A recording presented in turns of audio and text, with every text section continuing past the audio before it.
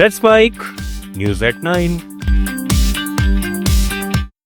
Let's mic समाचारों के साथ मैं महेश सिंह।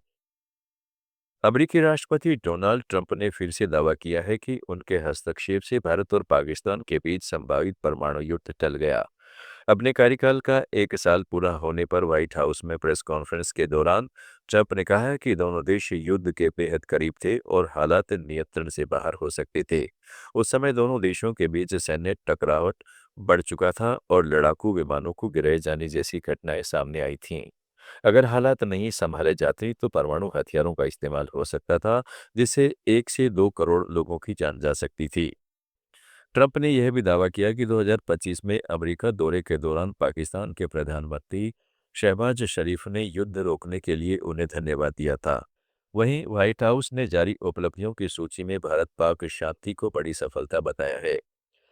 कांग्रेस नेता जयराम रमेश ने अमेरिकी राष्ट्रपति डोनाल्ड ट्रंप के ताजा दावे पर पीएम मोदी पर जमकर तंज कसा है। रमेश ने सोशल मीडिया पर लिखा कि मोदी के अच्छे दोस्त ट्रंप ने ये दावा अब 70 बार कर दिया है। पहले ये संख्या 68 थी, लेकिन व्हाइट हाउस प्रेस कॉन्फ्रेंस में एक बार शुरुआती बयान में और फिर सवाल जवाब के दौरान 2 बार और कहकर ये 70 पहुंच गई है।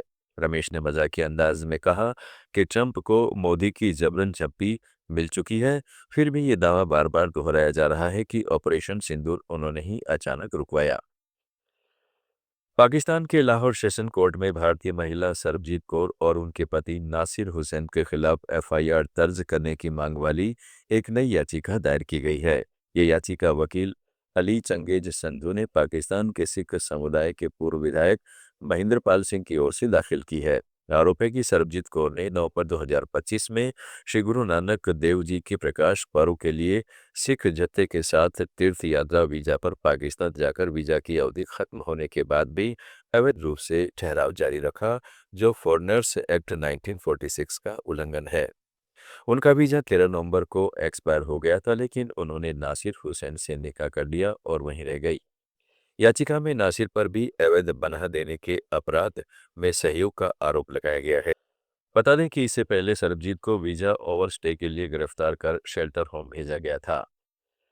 दुनिया की सबसे बड़ी ट्रेड डील अब करीब करीब तय हो चुकी है। यह भारत और यूरोपीय संघ के बीच फ्री ट्रेड एग्रीमेंट, जिसे मदर ऑफ ऑल डील्स कहा जा रहा है, दावोस में वर्ल्ड इकोनॉमिक फोरम के दौरान यूरोपीय कमीशन प्रेसिडेंट उर्सुला वान डर लेयन ने कहा है कि ये समझौता ऐतिहासिक है। अभी थोड़ा काम बाकी है, लेकिन हम बहुत करीब पहुंच चुके हैं। ये 2 अरब लोगों का बाजार बनाएगा और वैश्विक जीडीपी का लगभग 1/4 हिस्सा कवर करेगा। 25 से 27 जनवरी तक उर्सुला और यूरोपीय council president Antonio Costa Bharat आएंगे। गणतंत्र दिवस के मुख्य अतिथि होंगे और 27 जनवरी को पीएम मोदी के साथ शिखर वार्ता में इस डील पर अंतिम मोहर लग सकती है। दुनिया भर में प्रौद्योगिकी को लोकतांत्रिक बनाने यानी सब तक पहुंचाने को लेकर काफी जिज्ञासा है।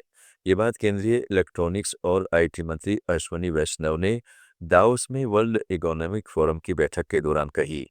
उन्होंने जोर देकर कहा है कि कृत्रिम बुद्धिमत्ता यानी एआई और बाकी टेक इनोवेशंस का फायदा हर किसी तक पहुंचे, यही सही रास्ता है।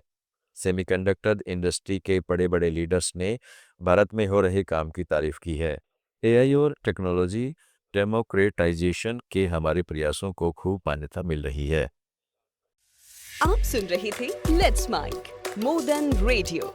फॉलो कीजिए हमें हमारे सोशल मीडिया प्लेटफॉर्म्स पर। It's time for news. It's time for more than radio. Presenting the first radio news app, Let's Mic. Let's Mic, a news-based app on your phone where you get to watch and listen news, talk shows, interviews, radio show podcasts. On Let's Mic, you get all relevant information of TV, print, radio, podcast, and digital. Let's Mic talks about every segment of life.